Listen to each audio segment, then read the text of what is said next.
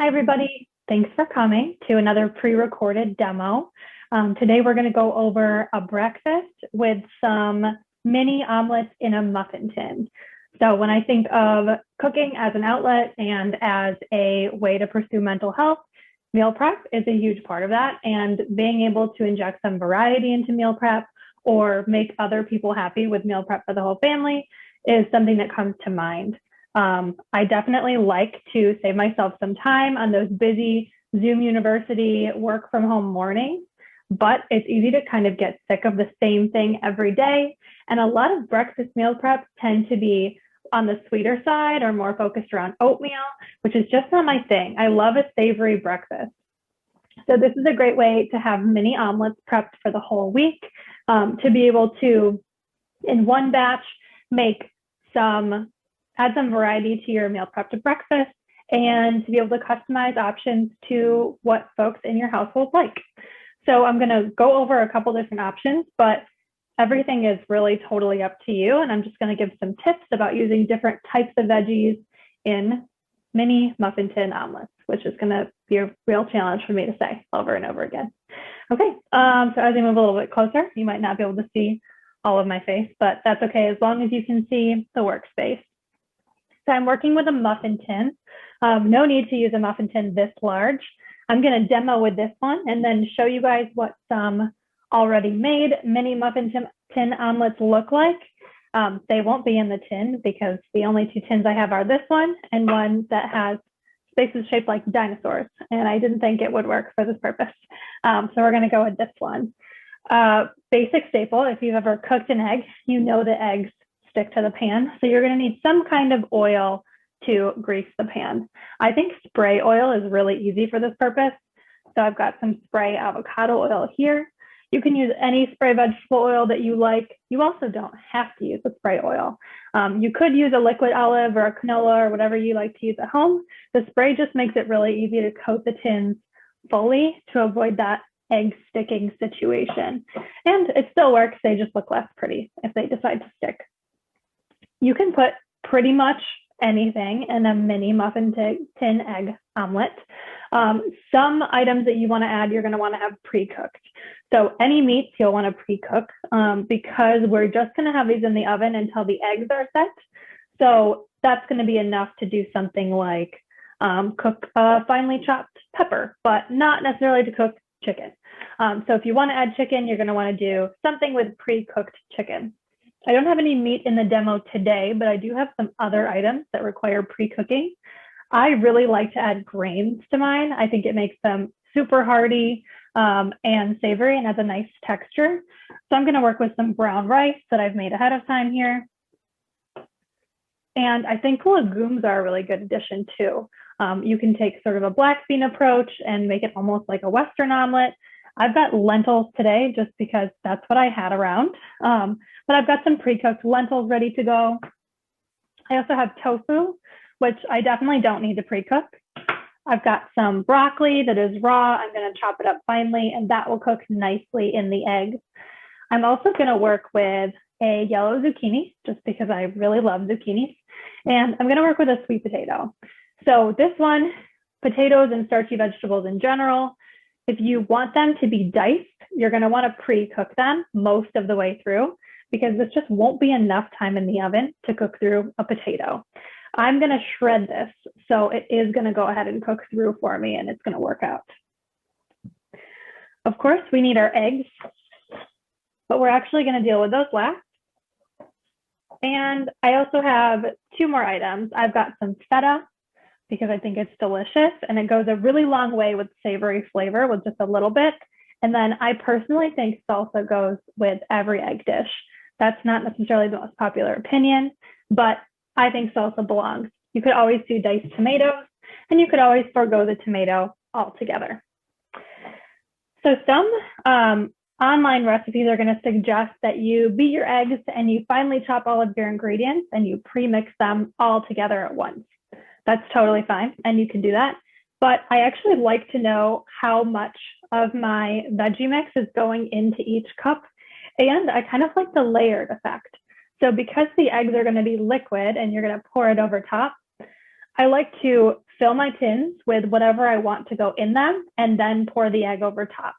That lets me really control the consistency, make sure that every cup has rice and broccoli and tofu and zucchini, instead of having like one that has all broccoli because it didn't mix evenly in the bowl. Either way is totally fine. And then one other note I want to leave is that if you'd like to use frozen vegetables, that's totally fine. But I recommend thawing them and then draining them. So something like a frozen broccoli is going to have a lot of moisture that if it cooks in the oven with your egg, you might end up with a little bit of a runny mini muffin tin omelet. So right out of the gate, I'm actually just going to start with what I usually like to put on the bottom.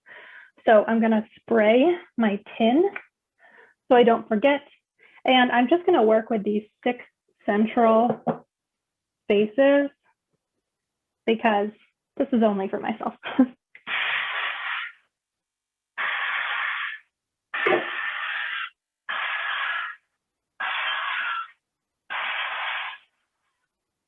I'm going to be pretty liberal with the spray oil there because the eggs do tend to try to stick a little bit. I personally really like to put grains in the bottom.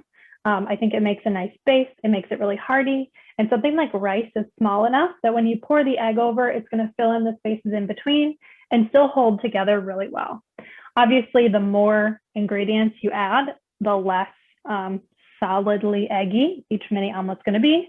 So the more prone it might be to falling apart. But I just tested these where I filled the cups almost entirely with veggies. And as long as they're chopped finely, it works pretty well. So I'm just going to add a little scoop of rice to each of mine. You definitely don't have to do the same thing in every tin, but I've got some rice in the fridge that I need to use, and I personally really like it in the bottom of these.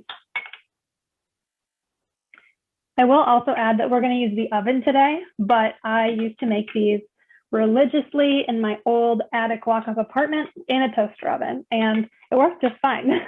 I definitely had to leave them in a little bit longer. We're looking at about 20 minutes at 350 degrees, which isn't too bad. A little bit longer if you fill them really full, a little bit shorter if you don't fill them as full. Up to you. So on top of my rice, I think I'm going to do my sweet potato. I'm going to deal with this guy next. So I've already washed the sweet potato and I'm going to go ahead and peel it. The skin tends to be relatively rough and not so savory in an omelet.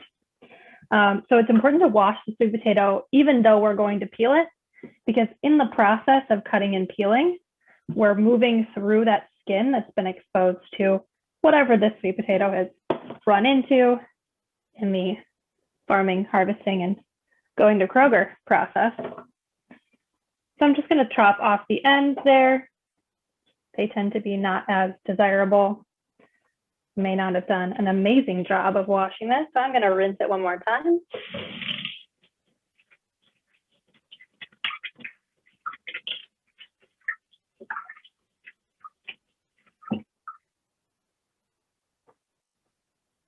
And then I'm actually just going to peel about half of it because I don't think I'm going to use a full sweet potato just in 6 of these omelet cups.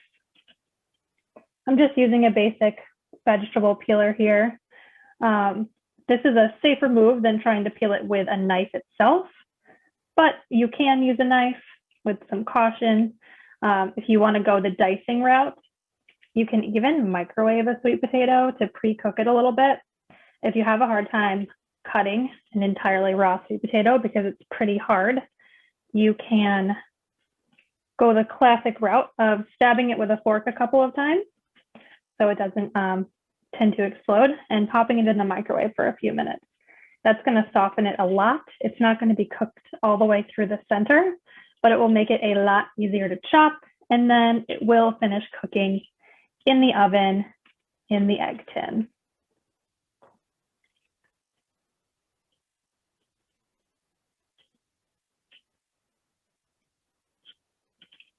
These guys tend to be a little rougher around the edges, and I've got to work around these enough. Just going to cut this one out.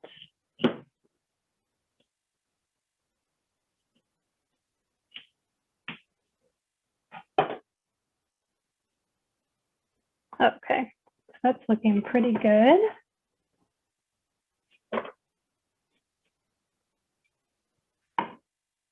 And like I said, my personal preference with root vegetables is to just go ahead and grate them. I'm using the largest side of the grater here. And I'm just gonna grate until I think I have enough. I'm gonna do maybe 4 of them with sweet potato today, but kind of focus on sweet potato as the main event.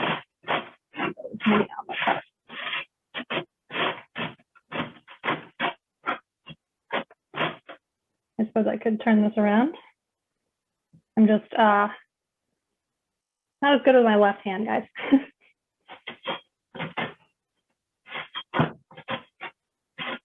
So I think this is a bit easier than chopping. And it's going to cook through really quickly.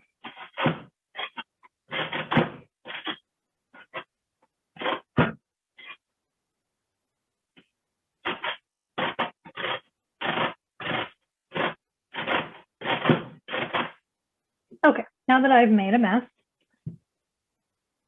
the other advantage of grating is that the egg is going to fill around the pieces of potato much more easily than if they were big chopped pieces, which helps the cups hold together a little bit. So I'm just going to sprinkle these guys in to 4 of the cups. This is a really good way to add vegetables to your breakfast if you have a hard time incorporating vegetables first thing in the morning, especially on the go, especially when you're in a rush. And it's a good way to actually know how many servings of vegetables you're adding to your breakfast. So I'm going to say as a general rule, each cup, depending on how full you fill it with other contents, is going to hold a half to 1 egg. And it also depends on the size of the egg. Earlier today, I would say I filled these pretty full with veggies, and I was able to add a full egg to each, but they overflowed a little bit. I was a little bit too overzealous with that. So we're going to add a little bit less egg this time. And that way, you know, you're looking at, for instance, if you have 2 of these, it's like the equivalent of a veggie heavy 2-egg omelet, which is pretty good. And we have some other great ways to add additional protein, like with lentils, like with tofu, and like with cheese. And you can use any cheese, of course. So I've done 4 with sweet potato as the main event. I think the other 2, I'm going to go for zucchini. So I love yellow zucchini. You can also use green zucchini. You can also use peppers. You could even do something like a beet. A beet's another one that you might want to be either pre-cooked or canned, because beets do tend to take a bit of time. Just chopping the ends off this zucchini here. It's not too glamorous of a zucchini, but I'm okay with that. Actually just going to work on the small end here because I'm only going to do 2 mini cups. Now I can also grate the zucchini. It's going to cook much faster than my sweet potato. Pretty similarly to how an eggplant might cook in here.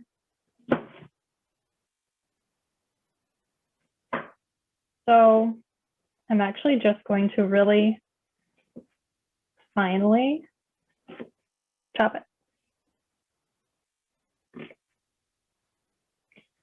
I think there's a technical name for this type of cut that I forgot to look up before I started filming. But here we are. And I'm going to chop it through the center as well. I want them to be small so they fit nicely and the egg fills around them.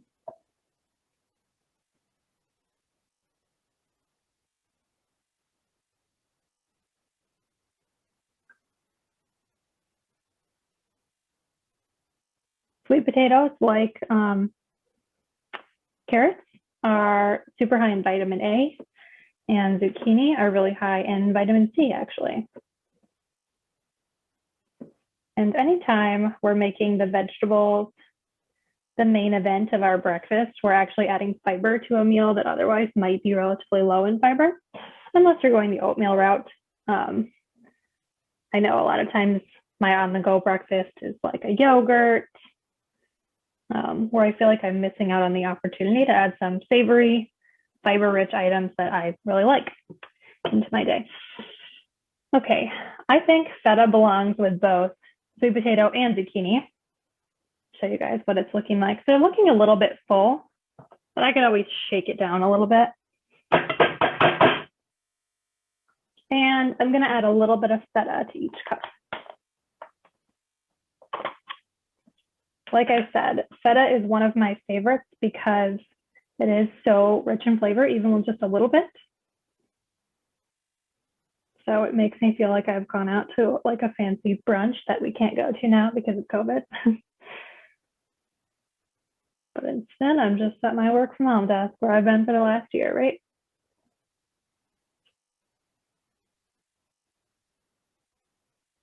We're gonna just feta these guys up and rinse my hands. When I wash my vegetables, I wash my hands with soap ahead of this. I'm only making them for myself, so I'm not too worried about a sweet potato getting into my feta or anything like that. But sometimes when we're dealing with ingredients that other folks in our household don't like, we have to be a little bit more careful about cross-contamination between the cups. I'm gonna do lentils in half of my sweet potato cups and both of my zucchini cups, I think.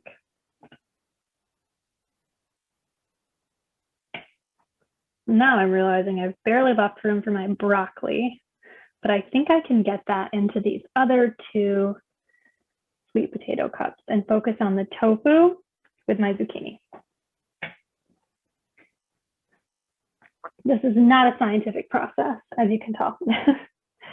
So with broccoli, this is raw, and I'm just gonna make sure that I chop it up nice and finely so it does go ahead and cook in the egg. I'm just gonna grab a couple of my washed florets. Totally don't care that there's sweet potato and zucchini on my cutting board because it's all going in the same cup. I'm just gonna chop up my florets really tiny. I think adding the green vegetables really adds a lot of nice color to these, as does like a red pepper. I've chosen a lot of other yellow and light orange options, which are gonna look pretty similar to my eggs, but that's okay. Okay. So just a little bit of broccoli in there.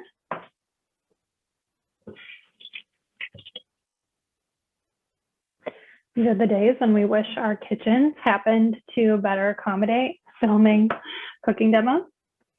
The second to last thing I'm gonna add is tofu. So I've just got a little bit of leftover tofu.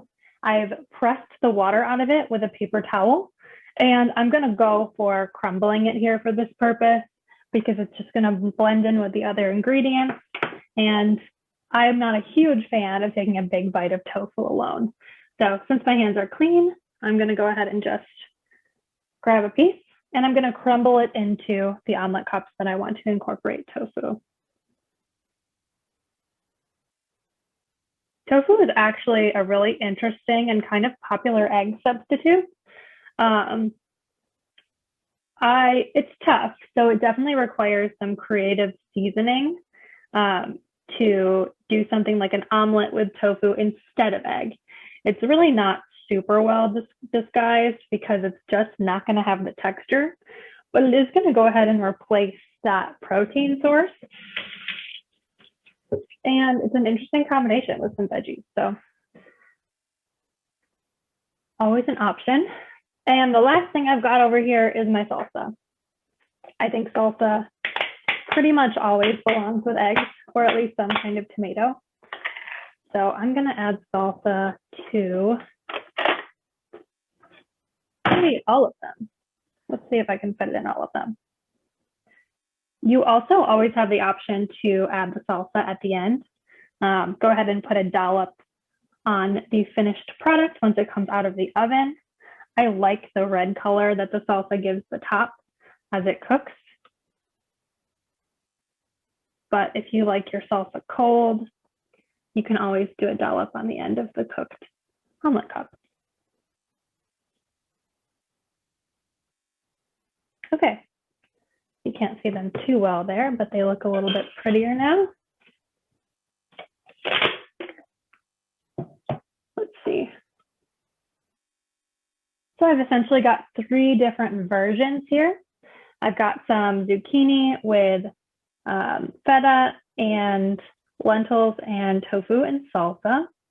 And then I've got my tofu, sweet potato, lentils and salsa, also with feta. And then I've got the one with broccoli. And this one is missing the lentils, I believe. I already forgot, but that's okay because I like them all. This might be a situation where you want to draw yourself a diagram before you put it in the oven if you're making them for different people. So the last thing we're missing are the eggs. The easiest way is to work with some kind of container that you can pour from. I'm going to use this measuring cup. Anything with a spout works, or if you have a little funnel, you can also whisk your eggs and then pour through a funnel. So I'm looking at 6 cups. I know I don't need a full egg per cup. I'm going to go ahead and just beat together 4 eggs to start, and we can always do another one if I need it. That's the other nice thing. So when I get to the end, if I know that I've used 4 eggs in 6 omelet cups, I can actually figure out how much egg I'm eating if I have 2 omelet cups for breakfast.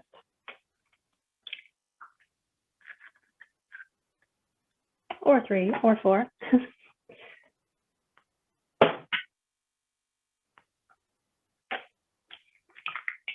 This is the embarrassing part where I'm not amazing at cracking eggs.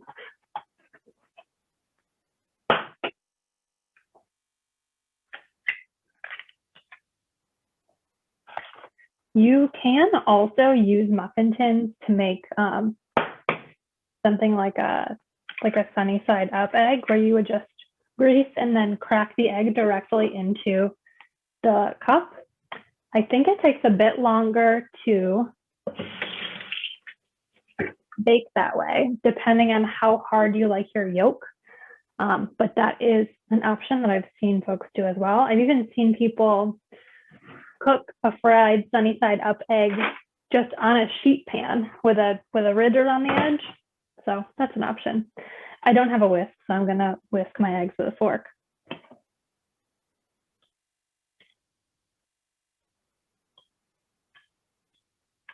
I think I did 5. I miscounted and I did 5. That's okay.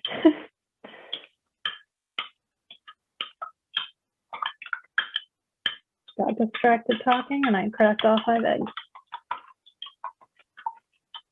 I also do like to season my eggs at this point. If you put the seasoning in with the eggs, then it's going to be nice and evenly distributed throughout. I do want to keep in mind that I have already seasoned my lentils. So if you're using ingredients that you have already salted or seasoned in other ways, remember that those are going to contribute to the flavor of the overall omelet cup. So I'm just going to do a little bit of salt and a little bit of pepper. But you could also get crazy with chili powder or any other seasonings that appeal to you or that you like in an omelet.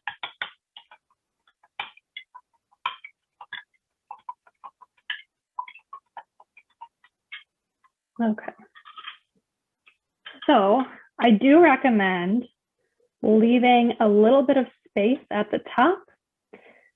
As you pour, it's going to take a second for the egg to fall all the way to the bottom as it fills the spaces between the sweet potato and the lentils and the rice. If I fill all the way to the brim, I'm typically going to end up with a touch of overflow, and that's okay. Can always trim the edges if I want the presentation to look nice. They will puff up a bit in the oven. They're going to come down when you take them out, but they will remain a little bit fluffier than they were when you initially poured the egg in. Okay, so we're really close. I think this one can probably handle a little bit more. And this one can probably handle a little bit more. So granted that I filled those a little bit more full than I would necessarily recommend to avoid any chance of overflow, we used 5 eggs for 6 tins that were as full as they were. I can't tip this guy too far, but you can pretty much see how full they are. And you can see that they're all topped with that nice dollop of salsa.